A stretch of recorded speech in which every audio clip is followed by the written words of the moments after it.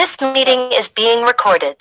All right, welcome to our New York Giants Preservation Society meeting for tonight, Thursday, April 27th, 2023. We have the man with the wonderful voice talking tonight, Dan Taylor. Dan is, of course, has spoken many times, and he's a regular on our extra innings show, much to the delight of many in here. But we'll get to that later. Just some news to pass on. The next 3 meetings all concern Willie Mays. We'll call it Mays May month or something to that effect, as he's going to turn 92, I believe, next Saturday. So next week we have John Sockerman, who will be talking about the 1951, the team that time will not forget. Then we'll have Jeff Wagner about Willie as a Met. And then later on in the month, we'll have one more about a Sabre article regarding Willie as a 5-tool player. I see your hands up, Renee. I know 6, and I know Jeff's 6, but that's what they're calling it in Sabre. So tonight, we have Dan Taylor. Dan has a brand spanking new book. I don't have it, but I printed out the cover. Baseball at the Abyss, The Scandal of 1926, Babe Ruth, and the Unlikely Savior Who Rescued a Tarnished Game. Without any further ado, the man, Dan Taylor. Dan, welcome as a guest speaker and not as just one of the loonies in here. Thank you, Gary. Am I able to share screen? You absolutely. Let's see. Haven't done that in a while, so let's see. No, that's me sharing screen. Security. Share screen. Dan, it's all yours. Thank you, Gary, and thanks everybody. This is fun to chat about here, and let me get this all ready to go. Okay, now we're all set. Gary's booking is absolutely remarkable. To book months ago a talk on Babe Ruth on this National Babe Ruth Day, where I get to talk about the greatest New York Giant power hitter of all time. And before Hindy falls out of her chair and thinks I'm crazy, no, Babe did suit up with the New York Giants one day in 1923, played a charity game at the Polo Grounds. They played the Baltimore Orioles, and the reason that Babe joined them was his history with the Orioles. And Frank, you send me all sorts of great pictures of yourself at tremendous games. You weren't there that day, were you? I don't remember. Okay. So the title of my talk is Babe's Greatest Impact, and it's from the new book that came out last week, Baseball at the Abyss, The Scandals of 1926, Babe Ruth, and the Unlikely Savior Who Rescued a Tarnished Game. So we go back to the time when we turned the calendar from 1926 to 27, and baseball at that time was a very tarnished game. The game was in tatters, and a big reason for that was an enormous scandal that had broken out in actually early December, well, about a week before Christmas, I should say, and it generated headlines, huge headlines in every newspaper in the country. And it involved a particular game that was fixed and bet on. And the reason this was such a huge scandal at the time was that it involved 2 of the most popular and well-known and beloved players in the game, Ty Cobb and Tris Speaker. Cobb at that time, the player manager of the Tigers, Speaker, the player manager in Cleveland. And the genesis of the scandal was my hometown. And this was one of the shocking things when I dove into this to find out that the scandal not only came from here in Fresno, but just a few miles from my house out in the country. And the genesis was a player by the name of Dutch Leonard. And at this point, Leonard was retired from baseball. But who was Dutch Leonard? Well, he was one of the best left-handers in baseball history. Pitched for the Red Sox 1913 through 18, and has happened at that time when star players sought raises, the Red Sox owner just traded them.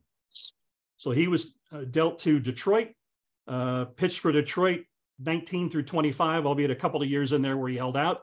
And he really was one of the outstanding left-handed pitchers. In 1914, he had an 0.96 earned run average for the season. He won 18 games that year, actually broke his wrist in the final few weeks of the season, horsing around in the clubhouse. But just a tremendous year for him. And he was part of one of the best pitching starting rotations in baseball history. Smokey Joe Wood, Carl Mays, Babe Ruth, and Dutch Leonard. And they helped Boston win World Series titles in 1915, 1916, and in 1918. Now, when Leonard came home after winning his first World Series, his banker here in Fresno strongly urged him to invest his World Series money, the money separate from his regular season salary. And one of the things that the banker suggested was that he look at investing in land. And I'm going to digress just a little bit to explain that. But Dutch Leonard did. And with his World Series winnings, Dutch Leonard ultimately bought 2,000 acres of land just outside of Fresno and became a farmer. He planted grapes, had a few acres of figs and some citrus. And what I was really shocked to find out as I got into this, I have driven hundreds of times on Leonard Avenue. It's just east of Fresno. I have passed Leonard Avenue thousands of times. And I had no idea that Leonard Avenue began in the teens as the road onto Dutch Leonard's farm. And that Dutch Leonard later deeded land to the county, and they extended the road all the way through for several miles. Leonard was a very wealthy farmer. In the 20s, when he held out from the Tigers, sports writers really urged Frank Navin, the owner of the Tigers, not to try and strangle him like he did a lot of players that held out and just hoped that they would need the paycheck and come back. They told Navin that wasn't going to work with Leonard because next to Ty Cobb, Dutch Leonard was probably the wealthiest player in baseball. Cobb obviously generating his wealth through investments in Coca-Cola and General Motors and cotton fields in Georgia, among many other things. But Leonard's 2,000 acres, just to give you a little idea, on the low side of the average, an acre of grapes will produce 8 tons in a season. And he had 2,000 acres. That particular year in 1926, the going price for grapes, a 33-pound box was sold by farmers for $1.25. So he was generating high 6, maybe low 7-figure income off of his crops every year. A friend of mine who's since passed away asked me several months ago what my next book was going to be about. And I told him, and he said, hey, it was on Dutch Leonard's farm when I was a boy. And the next day he called me with a name of a guy who had actually grown up on the farm. His father was Dutch Leonard's foreman. And my wife and I had gone out into that area to get produce in the summer last year and thought we'd take a drive down Leonard Avenue to see if we could see if Dutch's old place might still be around. And we couldn't find it. And this fellow gave me pinpoint directions. He told me, look for a small road lined by olive trees, follow it back a quarter mile, and you'll come upon the old mansion. And sure enough, we did. And we found the place still there. It was built in 1928. His first house that he built in 1915 burned down in the winter of 27, and he rebuilt, but had a 3,200 square foot home. And what was interesting about Dutch Leonard is he married a vaudeville showgirl, and they loved to entertain. And one of the attractions was the swimming pool that he put in 1916, and it's still there. I climbed up on a little berm and looked down and found the pool. No water in it, more dirt than anything else, and trees, as you can see to the right, have grown out of the deep end, but the diving platform and the pool are still there. The house is now owned by a big farming conglomerate, and it appeared that it was resided in, but there were a lot of no trespassing signs, so we didn't stay too long. And my wife, as I got out of the car, said, don't go too far. And I said, well, why? And she said, all these no trespassing signs. If someone comes out and shoots you, I don't know how far I can drag your body. So I didn't stray too far. So back to the story. What was the origins of this scandal? Well, Dutch Leonard had a bunch of letters, and these letters really implicated Cobb and Speaker in the fixing and betting on a game in 1919, I believe it was. But Leonard, and one of the letters they got was from Cobb, and it thanked him for his help. And the other letter was from Smokey Joe Wood, who was pitching for Cleveland at that time. And in Wood's letter, there was some real specificity there. He wrote, please find certified check for $1,630. Only bet West could get down was 600 against 420, 10-7 odds. West was a guy that worked at the ballpark in Detroit that Cobb used to place his wagers for him. And Wood added, if we ever have another chance like this, we will know enough to get down early.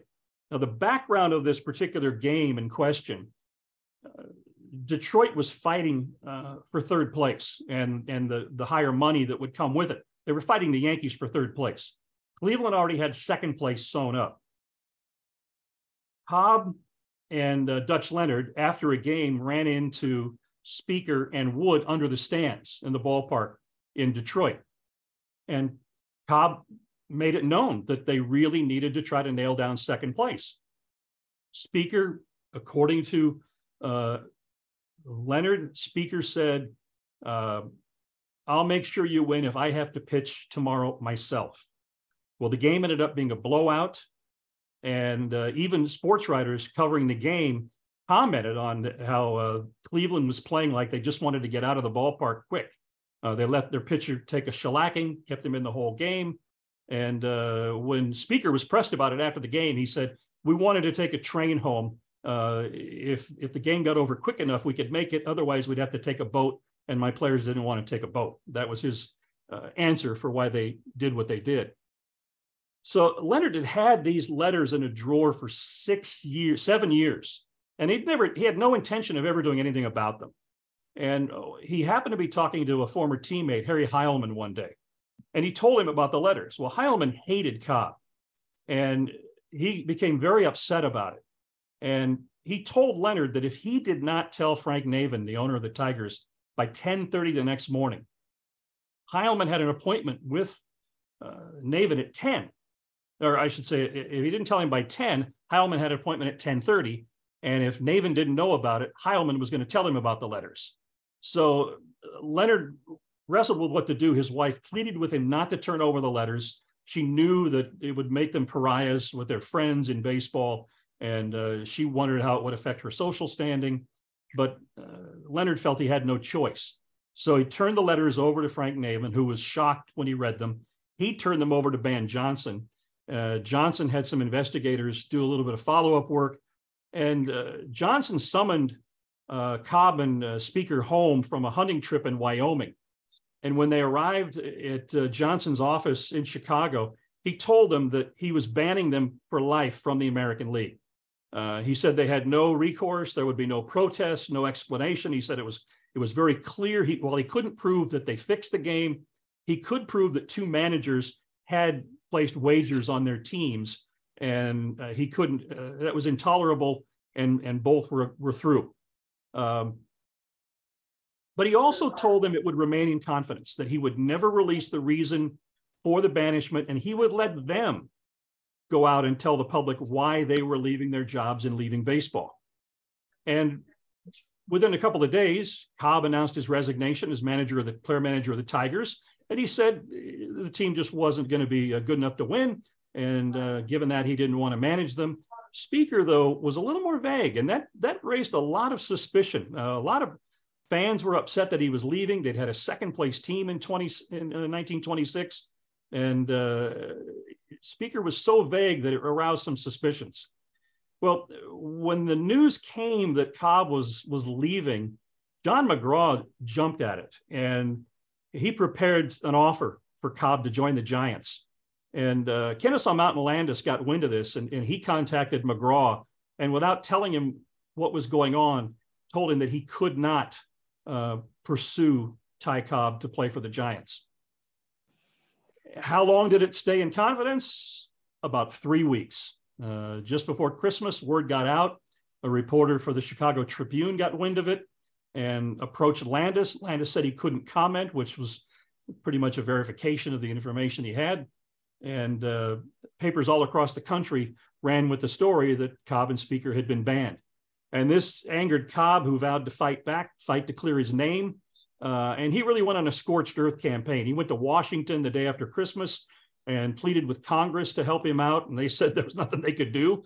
He went to Chicago and met with a bunch of newspapermen and bawled and sobbed in their presence that he was innocent and couldn't believe what Dutch Leonard was doing. He claimed that Leonard did it for money. He claimed that Leonard hated him and was vindictive and blamed him for his injury that sent him out of the game.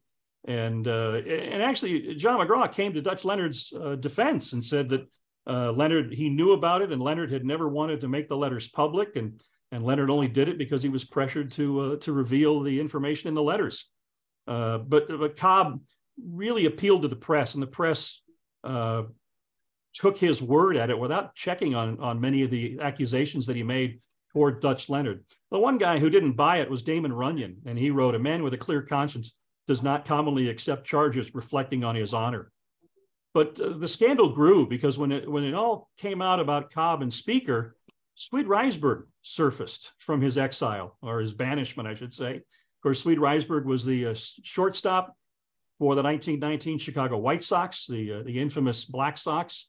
He was the ringleader of the whole scandal, the World Series fixing scandal.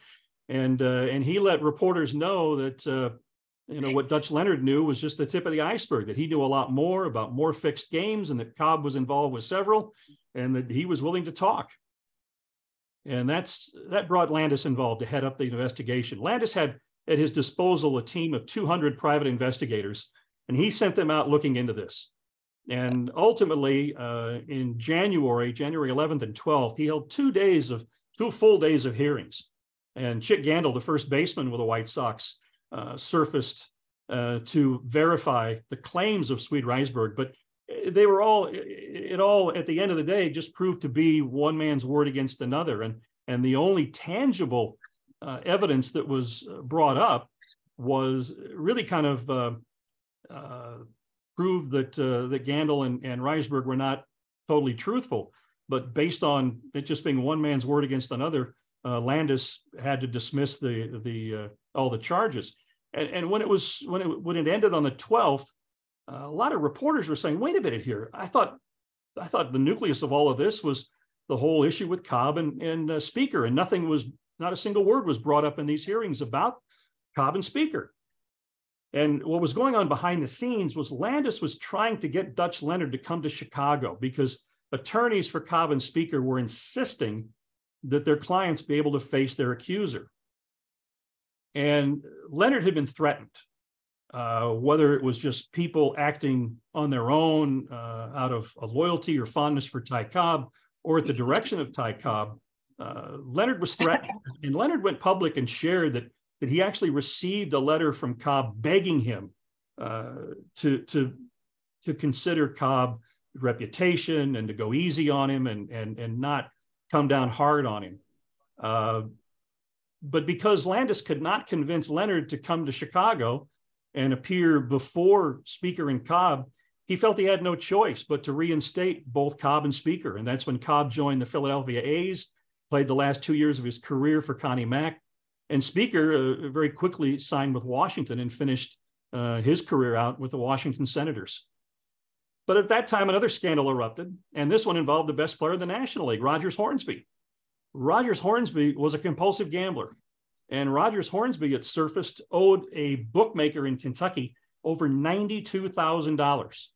In fact, his gambling debts were so spread out among so many bookies that after winning the World Series, jubilant Cardinals fans bought a car as a gift to Hornsby, and Hornsby almost immediately turned the keys over to a St. Louis bookie to clear his gambling debts with the man. But Hornsby had been bringing this Kentucky bookie around the Cardinals. He brought him to spring training, throughout spring training prior to the 26th season. He was Hornsby's guest. When the Cardinals were home on Saturdays, the man would take the train down from Kentucky, and Hornsby would give him access to the clubhouse, let him be in the dugout prior to games.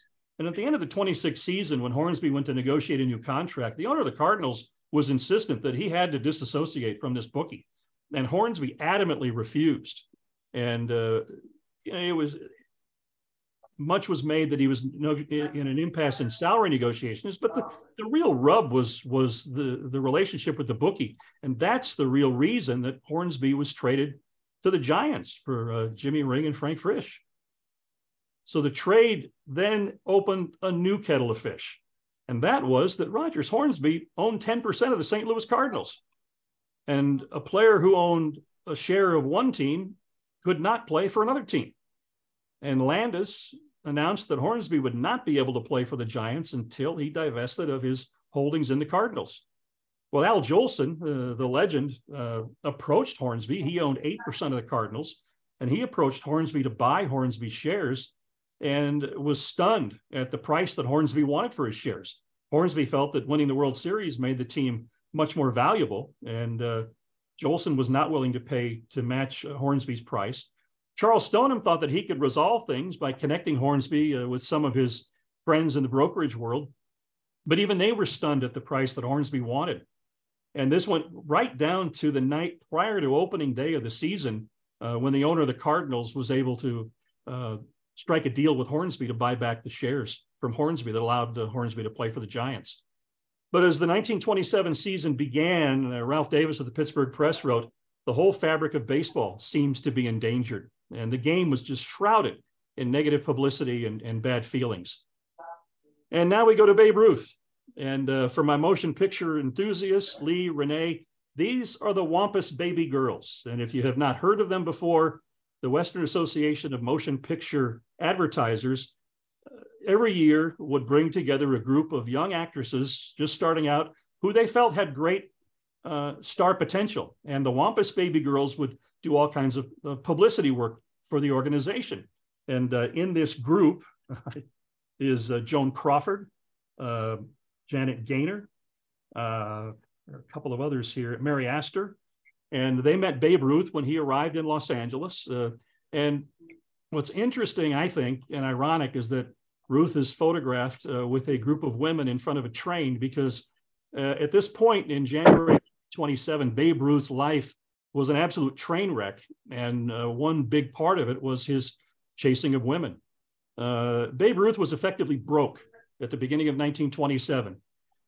Ruth was an extravagant spender, a lavish spender. He owned 9 luxury automobiles, closets full of custom-made clothes. It was no big deal for Ruth at the end of a road trip. He did this in St. Louis during the 26th season of just leaving. He left in St. Louis 44 custom-made shirts in the closet of the hotel as the team moved on. He did this sort of thing all the time. He was generous to a fault, no question, but he was also very reckless with his money. The other area where he got into trouble, he was a heavy loser at the track, loved to play the ponies, and in spring training, go to the dog tracks in the St. Petersburg, Tampa area. But he was always a loser, and he lost big at the track. And all this really caused headaches for Christy Walsh. Christy Walsh was the first agent. He was Ruth's business manager, signed on with him in 1921. And basically, he generated outside income for Ruth through endorsements and a lot of different ways. But he saw Ruth's problems financially and implored Ruth to invest his money. Ruth wouldn't, just went in one ear and out the other. Walsh told him story after story of ball players that within a year or two of leaving baseball were bankrupt. And he told Ruth he was going down that road unless he changed. And Ruth really didn't listen to him at all.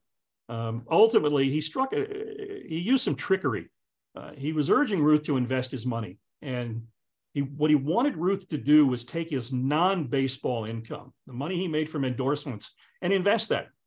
And ultimately what he did was he struck a deal with a bank in New York to use Ruth to advertise an investment program that the bank was launching.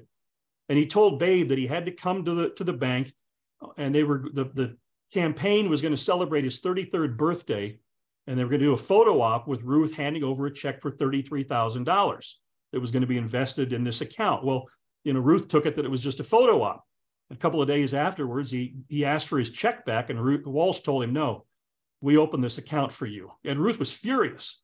And then Walsh and the bank laid out what this account was going to do for him.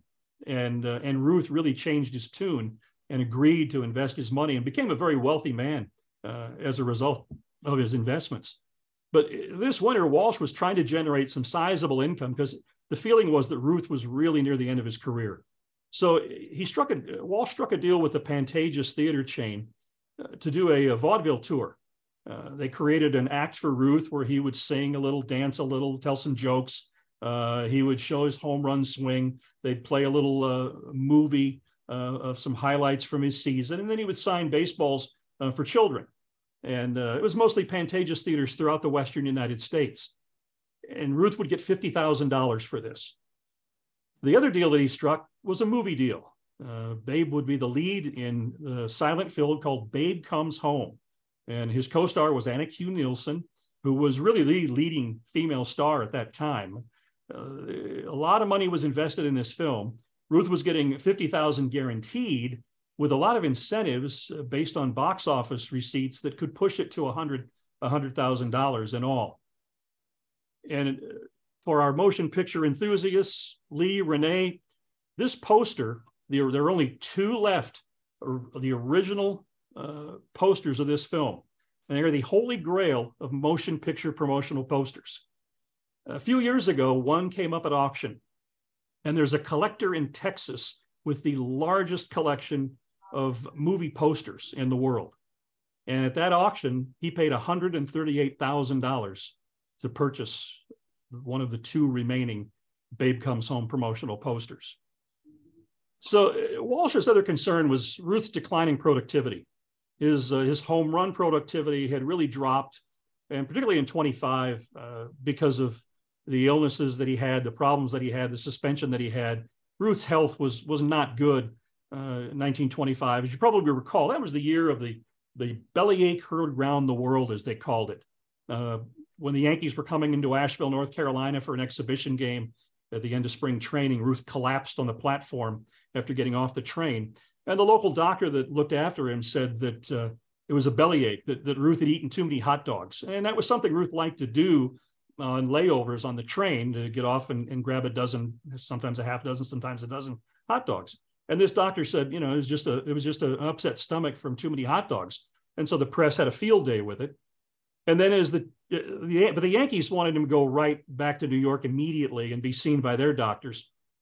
So they put him on a train to New York. And as they were coming into the city, Ruth went into the washroom to comb his hair, and he again collapsed. This time he hit his head on a metal pipe and was knocked unconscious. And when they got him to the hospital, initially the doctor told the press that it was an upset stomach from overeating. And after a few days, when his temperature stayed high and did not subside, they ultimately realized that that was not the problem. It was something far more serious. And he had to undergo major stomach surgery. He had abscesses. And he ultimately missed the first 2 months of the season. And the press really pounced on him. I mean, they were merciless with their headlines and their columns about his overeating. And these were some of the headlines that appeared following Ruth's hospitalization and surgery. And the overall consensus was that Ruth was eating his way out of baseball, that his career was coming to an end. And so what Christy Walsh demanded of Ruth when he was coming to Los Angeles to film this motion picture was that he hire a trainer and get fit. And Ruth had used a man by the name of Artie McGovern, who had a Manhattan fitness studio. And McGovern was a former boxer who he'd been so badly injured in the ring and spent so much time recovering and learned so much from his doctors that he took that into a career doing rehabilitation work for doctors and their patients, and then also training people. He trained Jack Dempsey and trained a lot of Wall Street executives.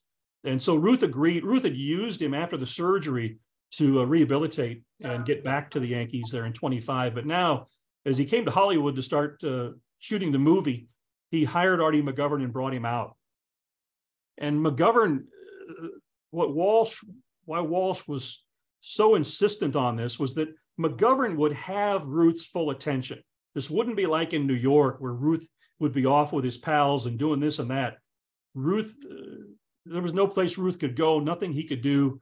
McGovern had his full attention. And so McGovern totally changed Ruth's eating habits. Ruth liked to have waffles and donuts for breakfast. That was out. He liked to have a dozen cups of coffee during the day. That was out. His favorite meal was plank steak smothered in pork chops. He would have 4 helpings. That was out. McGovern put him on a real strict eating plan. And McGovern also had Ruth running. And Ruth would run from his hotel to the studio every morning, a distance of 5 miles. And McGovern had a small gym put into the studio. But when they were doing the baseball scenes out at Wrigley Field, whenever Ruth wasn't in front of a camera, McGovern had him, whether it was doing sit-ups and things of that nature, or boxing with some of the extras. McGovern quickly sized up Ruth as an extremely competitive person. So rather than having him do monotonous exercises, he tried to look at things that would tap into Ruth's competitiveness. So he had him playing a lot of handball and he had him doing a lot of boxing. And when Ruth finished filming and went straight back first to New York to sign his contract and then to St. Pete for spring training, Ruth had weighed 254 at the end of the 1926 season. When Ruth arrived in St. Petersburg for spring training, he weighed 218. And if you've ever seen the movie Speedy, it's a great Harold Lloyd film. Ruth has a cameo. And I apologize. I wanted to try to edit a particular scene in it, and I wasn't able to. But it's on YouTube. You'll like seeing it. Ruth has a fun cameo. But there's a scene where Harold Lloyd first notices Ruth standing on a sidewalk outside of an orphanage. And it is striking how slim Babe Ruth is. And that scene was shot in July of the 1927 season. Of course, the end result of all of this fitness work was Ruth's greatest season ever. 60 home runs. The Yankees ran away with the pennant, swept Pittsburgh to win the World Series. And W.O. McGeehan, the sports editor of the Pittsburgh Press, wrote, "The interest returned to the national pastime. Instead of losing customers, it gained customers and new ones. They were coming to see Babe Ruth." So Ruth wiped away the stain of the winter scandals with his remarkable home run hitting season. And here's tangible evidence of Ruth's impact on the game that particular season. All but 2 teams saw their attendance drop from the 26 season in 1927. The Senators lost 7%. They dropped 7%. The Browns dropped 14%, as did the White Sox.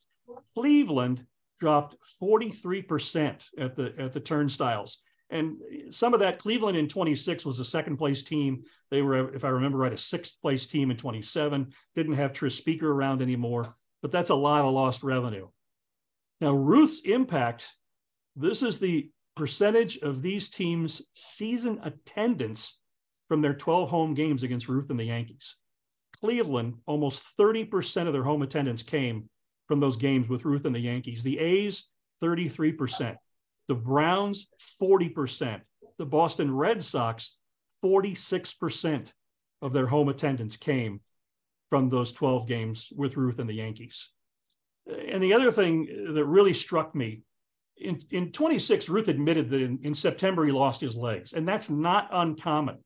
The season, players will tell you, is a grind. That's the term that's often used. And by September, that's when players fade. In Ruth's remarkable 60 home run season, he hit 17 of those home runs in the last 4 weeks of the season. Now, this was in the last 27 games. He hit 17 home runs. His last game of the season, he flied out to the wall 3 times. The Sporting News, after the World Series, ran a really interesting piece where they really praised Ruth for a real pioneering off-season effort. And they pointed out how important it was to Ruth's performance. And they said that every player should do what Ruth did, and every team should hire a fitness coach. Of course, it only took baseball 60 years to finally see the light and do that. But the Sporting News called it. They pointed out that Ruth was the first baseball player in history to employ a personal physical trainer.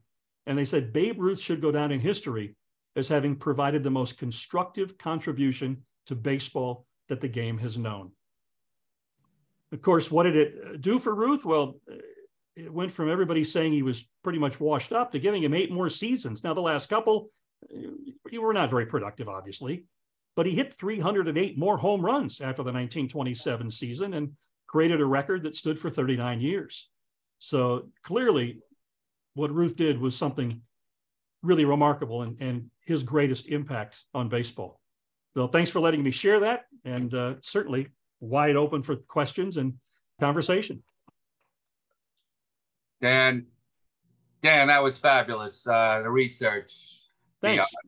Again, here's the cover of the book. Dan, what is the best way that besides the people in here, everybody else can get the book? Well, it's Amazon, as just about every book is, barnesandnoble.com as well. The publisher is Rowman and Littlefield, ROWMAN.com. But as I have always done in the past, any of you that are interested in a discount and a signed copy, just email me. Gary's got my email. Some of you also do. Just email me if you're interested, and I'll let you know the price and how to do the transaction. Dan, you sent me a text today, jokingly, about Babe Ruth Day. Am I correct? Was today the day basically that he gave the speech that he was dying, and I think today was that day. I believe it is. Yeah, I'm trying to recall specifically if that's the reason it is National Babe Ruth Day today, but I think that is the reason. Yeah. Yeah, he could barely talk, and he said baseball had given him everything. Right. My other question is, we have of course, a biased group here. Would you say that Willie Mays might have been the greatest player of all time, but Babe Ruth probably had the greatest impact all time? Or what are your thoughts? I'll tell you, I have always felt Willie Mays is the greatest player of all time. My respect and regard for Ruth shot up immensely doing this research. He was a much better fielder than I ever realized. He had a tremendous throwing arm. You've got to look at his outfield assists. He has more career outfield assists, if I remember right, than Mays does. He was a lot better than I thought. And the pitching, a lot of people make a lot of the pitching, and he was a good pitcher, no question. But his pitching success was limited to maybe 3 seasons. And obviously extremely good Red Sox teams, not to take anything away from him.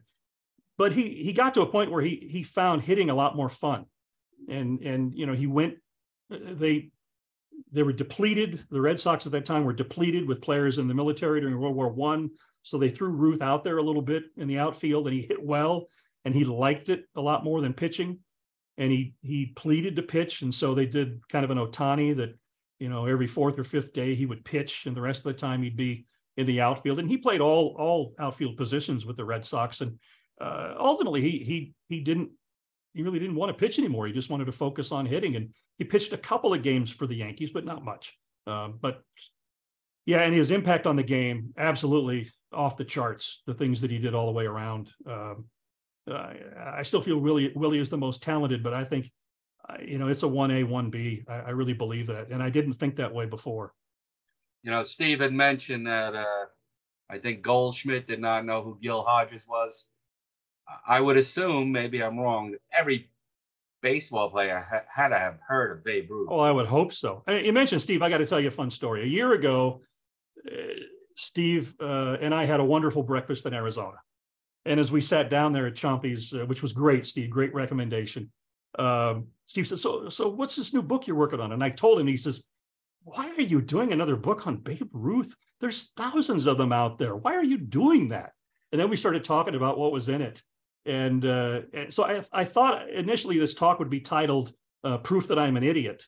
But when I got home from Arizona, I had a wonderful email from Steve saying, wow, I can't wait to read your book. So thank you, Steve. That was fun and boosted me a bunch, and fun. We'll do it again. Well, anything you're involved in, Dan, is first class. So well, thanks. Norm, you're up. Dan, I have to start just by saying, wow. That's a great presentation. I'm telling you. Thanks. I've told you this before. I can listen to you talk all day, never get bored. Great. I'd like to focus on this gambling thing for a second. You got Babe Ruth, broke because he gambled. Rogers Hornsby, broke, he gambles. Tris Speaker and Ty Cobb.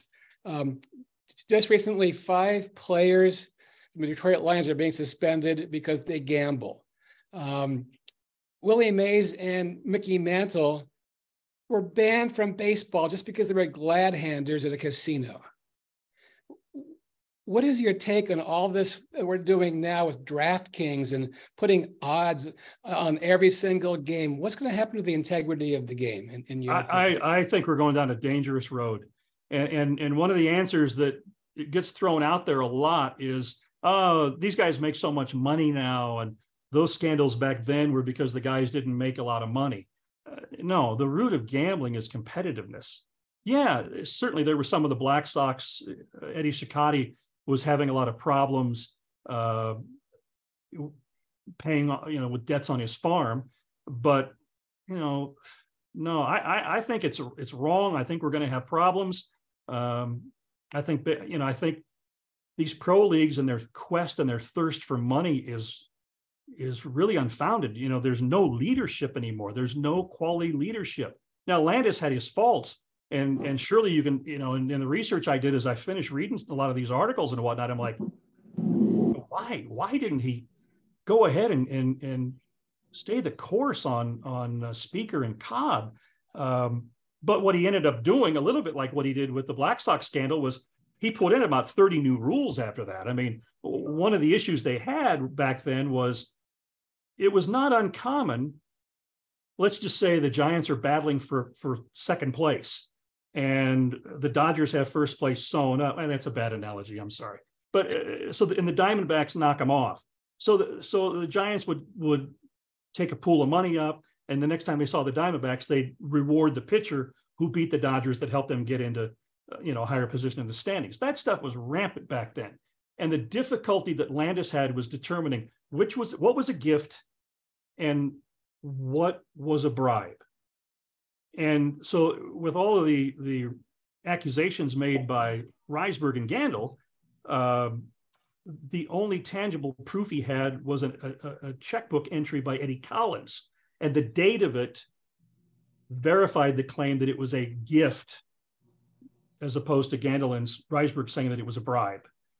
But, it was irrefutable that Speaker and Cobb bet on that particular game when they knew the outcome was fixed, and that they didn't boot them for that is unconscionable to me. And I think we're going to see this. There's no doubt we're going to have a scandal. Okay, thanks, Dan. Hey, Dan, before I go to the judge, we've talked in the past about how unprepared many announcers are these days, and they hire basically anybody, and they think I don't know what they think. I'm also, we're talking about gambling. Every time I turn on the television, I see a group of people giving odds, doing this. Who are these people? They cannot be experts. I don't understand who is hiring these people who they think have knowledge to import on people. I don't gamble on any of this, so I don't even know what they're talking about. But I just find it hard to believe that people are getting paid who are not experts. Well, all I can tell you, when I was in the media, there were years when Fresno State, for example, would have some great basketball teams, and you would be amazed at the calls I would get the night before games. And I would take note of the names. And when I'd mention it to people I knew at the police department, they would just, holy crap, they called you. We've been trying to get this guy for bookmaking forever. And they were calling and saying, hey, are there any injuries? Fresno State have any injuries going into the game tomorrow? It's unbelievable what's out there and how widespread it is. There's some experts surely in Las Vegas. Those people, I would think, know how to do that kind of research. Elsewhere, I don't know. I wouldn't have confidence that they can do the research that they can do in Vegas. Thanks, Dan. Here comes the judge. Judge, you're up. Hey, did you have a good time in Florida? The last game I did, the first two weren't so great. Well, outside of the ballpark, that's just 3 hours of your 24. It was nice. It was Good, nice. Glad. Dan, you may have already said all you had to say on this one, but in your response to Norm, but I was going to ask about Landis, because he was always viewed, I thought, as very heavy-handed with the Black Sox scandal. And then when you're describing his role in this, it looks like he almost looked the other way. Any more insight maybe as to the timing of this? Well, I don't have your knowledge of the law or Harvey's or Frank's, so it's hard for me to give you a good answer. It just seemed to me in the things I read that he was really focusing on, he was following the letter of the law, and that he really could not decide right or wrong in these cases. Now, the Cobb speaker thing did surprise me a lot. The Reisberg Gandil side of it, it really didn't. So much hearsay involved. But what he did do in his announcement was he enacted like 30 new policies in baseball. He banned the giving of gifts as thank yous, all kinds of things after that to try to tighten any loopholes there were and prevent this sort of stuff from happening again. But yeah, I was really surprised. What's the timing of this with respect to the Black Sox scandal? Because that happened in 1919, but when Landis came down on everyone, what 21. year? There was 21. That was 21, yeah. And what year does this come to light? This is this November 26th. The hearings were January of 27. All right. So and I gotta mention, Landis and Van Johnson hated each other. And I think Van Johnson was really envious of the power that Landis got. And it took away from Johnson's. And Johnson was forever embarrassed that, the signature scandal involved teams in his league. Yeah. And so he was forever trying to claim that the New York Giants fixed the 1917 World Series. And he was constantly on Landis about that, to investigate it. I can't tell you how many articles I saw doing research on this where, Johnson was really furious that Landis wouldn't pursue it. And later Landis did tell a reporter, he has no idea how many investigators I put on the 17 World Series, and there was nothing to his claim. Yeah. And I just want to end by saying I agree with the remarks by Gary, Norm, and you about we're heading down the wrong road. It's hard to believe with the history that we've had, and even like guys like Mays and Mantle being out of the game for their association with the casinos, that we would dive full speed into this, and there will be scandals. Well, what's the great line? Those who ignore history are destined to repeat it. And here we're hearing about players that don't know who the greats are and don't know the history of the game. So this is what you're going to get. Yeah, we're going to get it. All right. Thanks. You bet. Thanks, Jim. Harvey's a lovely name. Harvey Weinberg, you're up. Dan, your discussion of the gambling issue is something that has been with me for 50 years. In another century, at another time, I was tasked with, I was a prosecutor in Manhattan, and I prosecuted bookmakers who were making a lot of money for organized crime figures. And one of the cases we had, I don't know if anybody remembers it, from 1974. There were two bookmakers who grew up in Little Italy, and they befriended a man who became the orthopedic surgeon for the New York Football Giants, Dr. Anthony Pisani.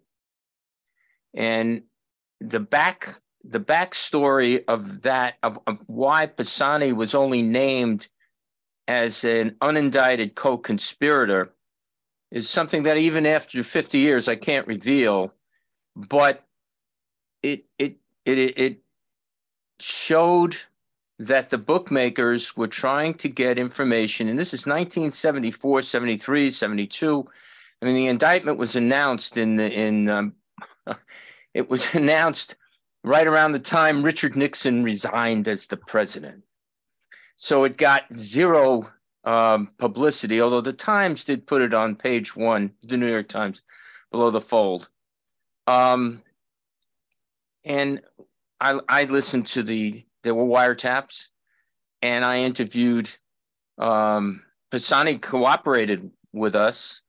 He came into my office, and I was baseball Giants fan, football Giants fan. And Pisani came into my office with his attorney, and he had solid gold cufflinks in the form of footballs, because he had been the Giants orthopedic surgeon when they won the NFL title. There was no Super Bowl in those days, in 1956.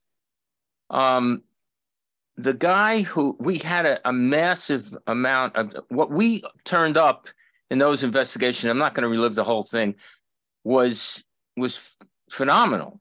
Some of the things we uncovered, which were adjunct to the bookmaking, the illegal bookmaking. But one of the guys I dealt with, and even after all these years, I don't want to reveal his name. He had been a stockbroker. He was a brilliant guy, and he was not satisfied with just betting on stocks. So he became a bookmaker. And I would talk to him about setting the odds. I was fascinated with that too.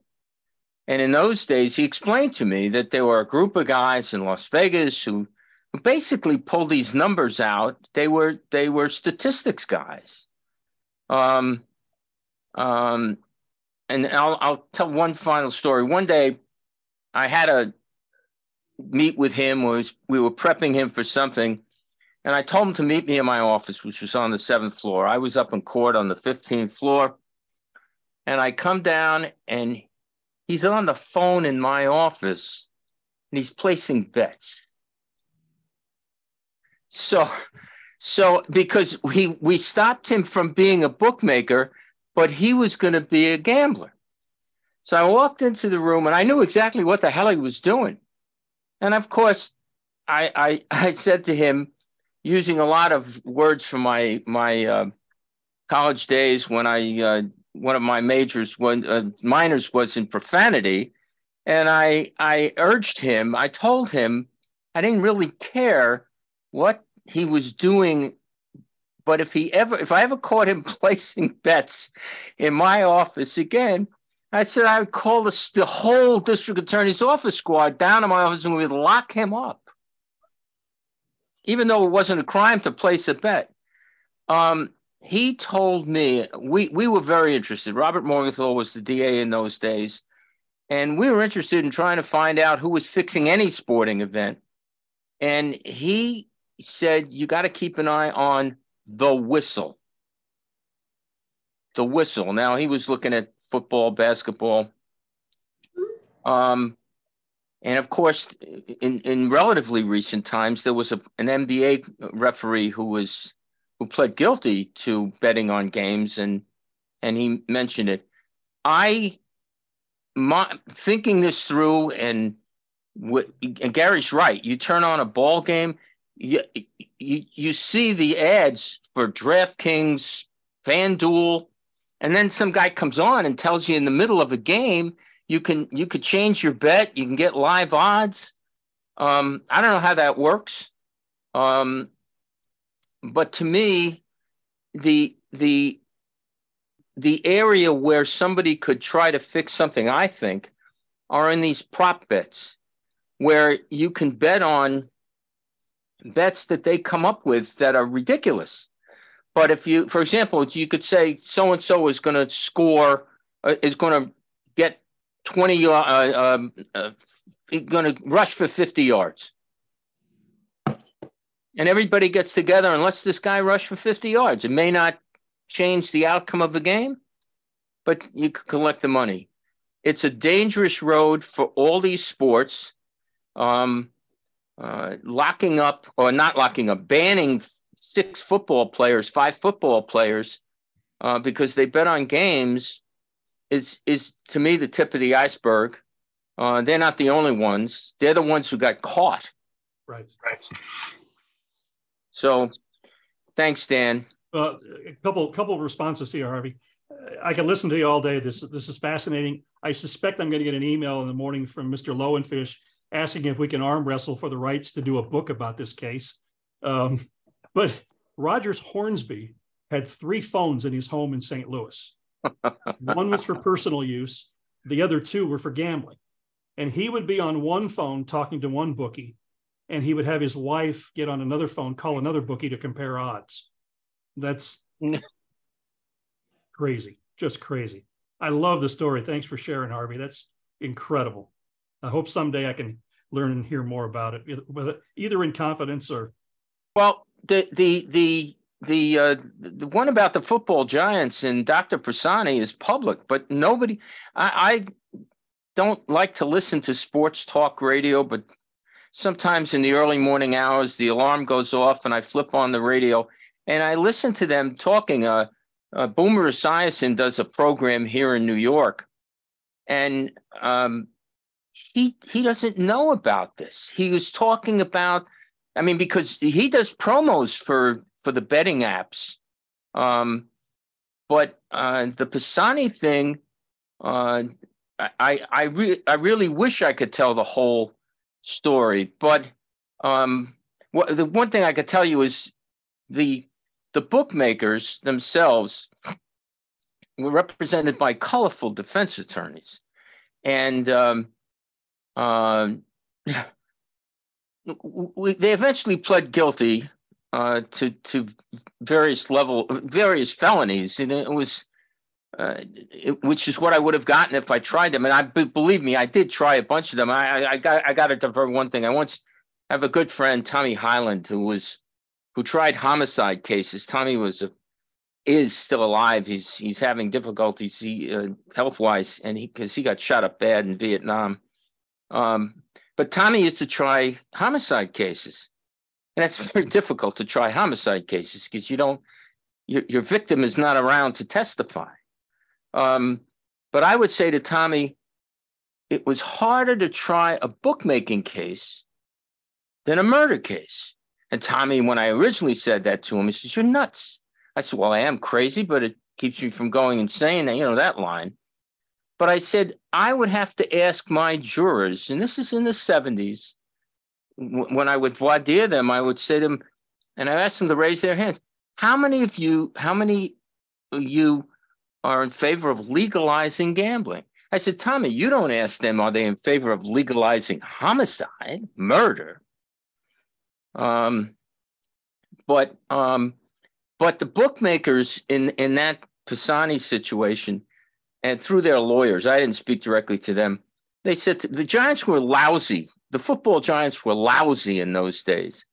And although the other bookmakers knew that these particular bookmakers were getting quote unquote information from Pisani, it was a joke because everybody knew the Giants stunk, But they were looking then, and supposedly after that case is when the NFL instituted their partnership, so to speak, with the FBI, although I've read that they supposedly had it beforehand. But I don't believe anything that comes out of the NFL offices. I just don't. Never did. But anyway, I haven't thought of that case in 50 years. I don't know. Thanks for sharing. That was really interesting. Steve, you're up. Steve, I thought you were making a comment. Anybody? Dan, the book is talking about something that happened, coming up on 100 years. How, where'd you find all this information from? Oh, loads of different places. Yeah, it's, the funny thing is how I got started on it. A friend that I used to work with in television posted a thing on Facebook that he had found a 1927 Ripley's Believe It or Not. And it was this artwork of Babe in an LA Angels uniform. And I thought, with all the stuff I did, the deep dive on the Hollywood stars and the LA Angels part and parcel with that, I didn't recall anything about Ruth being with the LA Angels. So I started looking into that, found what that was all about. And then looking at some of the headlines from the papers at that time, they had all this stuff about this scandal and then Rogers Hornsby and then one thing led to another, and it's just the ripples in the tide, and it was fascinating to pull all this stuff up. Thank you, Renee. Go ahead. Well, great, Dan. Once again, you've done us justice. Thanks, Renee. And I don't know where the other poster is for you. I don't know where the other poster is for you. No. But you know, how long did it take to do this book? How much? About a year. About a year. That's phenomenal because your insight through this whole thing, and you're cross-referencing with Hollywood, with of course, gambling, the commissioner's office, all these hearsays and the newspaper articles, putting us in that time period. What they were, made that much more fulfilling.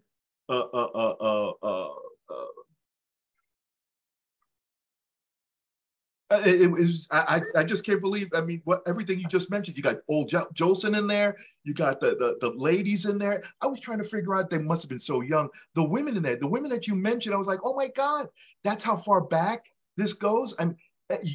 I can't believe you did it in a year, because it seems like everything that you went through to get this, with the newspaper articles, the little interviews you got into from these small articles, were phenomenal to finally put this book together again.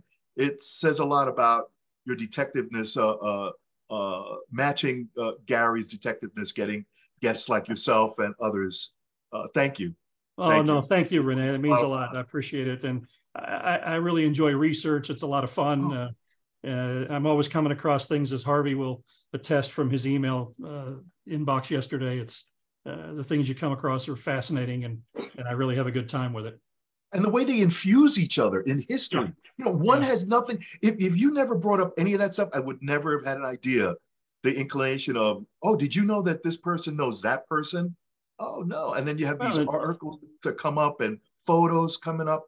Fantastic. Well, everything in my backyard here was really amazing to me, and sharing it with friends and neighbors and stuff. They're really amazed to know about Dutch Leonard here in our backyard. And you know, I didn't even get into the whole Lindbergh thing, but in the middle of that home run race, it was when Lindbergh crossed the Atlantic, and Ruth really kind of swallowed up his headlines for a time as well. So it was a remarkable year in American history, and it was really fun and fascinating to research. Well, thank you for bringing history back. Oh, thanks, Renee. It was really great. Thank you. Renee. Mr. Paul, you're up. Hiya, Paul. Yeah. Hey, Dan. Thank you so much. So with guys like Rogers Hornsby, is he like in the same class with a Pete Rose? I think so. In terms of compulsive gambling, was Rose much more over the top? Because now Rose is selling himself to do legalized advising on gambling. I mean, talk about how things have gone haywire in baseball on gambling stuff. You know, it's just really kind of crazy. Yeah, I wonder if Rogers Hornsby's estate will lease his likeness out to DraftKings or something. But yeah, I mean, years ago, Jim Maloney lives here in Fresno, and he's an acquaintance, and we talked about Rose, and he said, you know, he was always late to spring training because he was at the tracks. Jim Wolford played with him in Montreal and lives down the road a ways. He said he was always late to the park in Montreal when the horses were running. So yeah, Rose, everybody knew about Rose, and seems like Hornsby was pretty comparable. Has anybody done work? I mean, you've been focusing on this specific incident, on the role of athletes in gambling in sport, whether it's baseball, football, basketball, or otherwise? I haven't seen it. Lee, I'd be curious if you've come across anything, but I haven't come across anything like that. And it's a really good question. It's an interesting subject. Yeah, absolutely. Yeah, thank you. Thanks, Dan. Thank you so much. Thank you, Paul. Dave, you're up. Okay, first off, I want to say that book, your research and your book is absolutely tremendous. When Gary sends out the email, I'm going to send you a money order for an autographed copy of it. That's how fascinating I think it is. My question to you is, in the course of doing the research, did you reach out at all to any of the descendants of the participants in this multifaceted drama? And if so, what was their take? What did they provide you with a take, or did they have any comment on it, or have you heard from them after the fact in any way? I really didn't. You know, I mean, I did try to reach out to Cobb's heirs, to Ruth's granddaughter, who Gary had with our group a while back, and also Dutch Leonard's relatives. He and his wife never had children, but he came from a large family, so there's a lot of nephews, and people just did not respond at all. Not like the project I'm working on now, where I've got a lot of family members from people way back, including Frank hooked me up with Bill Shea's daughter, and she just reached out to me again today on something else I'm working on. I never knew that. Yeah, that was. I didn't know you found her. I just told you I couldn't find her, and you located her without me.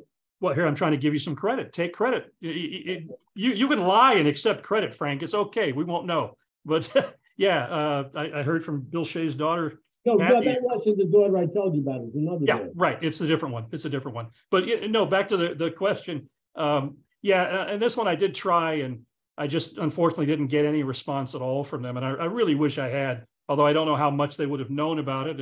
And in the back of my mind, I wonder if they would have been pissed off at me for bringing some of this stuff up about their relatives. Well, I thought they might have personal papers and stuff like that.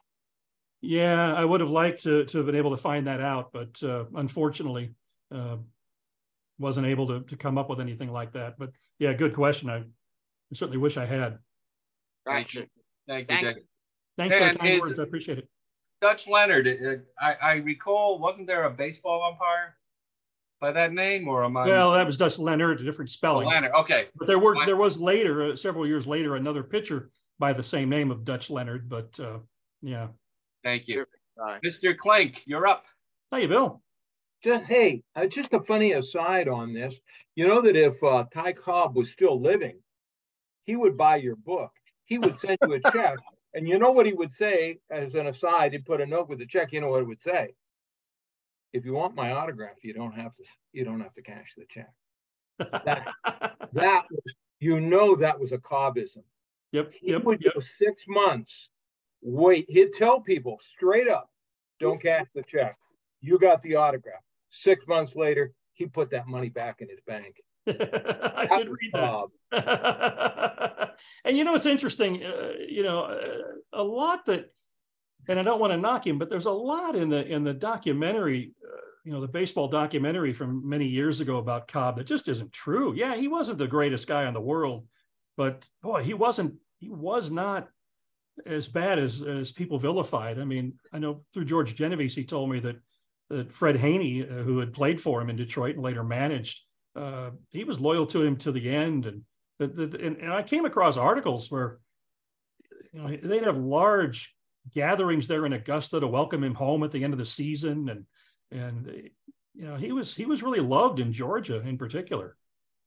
Do you know how he became good friends at the end of his life with Barry Latman? Do you know that? I know there's a story there. Do you know? It was with the Angels. Latman's an interesting guy. A friend of mine played high school ball with him at Fairfax in LA, and knew him quite well. And Latman finished up with the Angels. Haney was the general manager, and Haney had Cobb around a lot.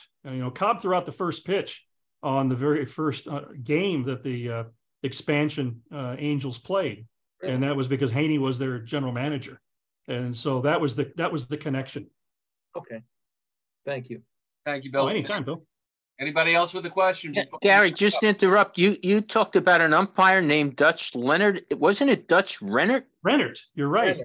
You're right. Thanks for the correction. I knew that name sounded familiar. Very close. Anybody else before we wrap things up? All right, again, this is the book, Baseball in the Abyss. Best way is through Amazon, but anybody here, you guys can email me. I will forward it to Dan. Dan said he will give you a discounted copy. Dan, we cannot thank you enough. Thank you, Gary. Again, golden pipes and research unbelievable. We will see each other next week to celebrate a couple of days early Willie Mays' 92nd birthday. I'm going to shut down now, and anybody who wants to talk about Giant baseball will be hanging around here for a while. Good night, everybody, and we'll see you next week. Good night. Dan, Gary, quick question. we lost a really good one. He wasn't a Giant, but they used to say of him, he was bald at a premature age. I think you know who I'm talking about, Dick Groat, and he just passed away just the other day. Yeah, I saw that. And anytime I wrote to that guy for reflections or an autograph or whatever, he was right back. Of course, Dick's a fraternity brother of mine, so I'm a little prejudiced. So. All right, we'll see you guys. I'm going to shut down, and then we could talk. Have a good night, everybody who is leaving.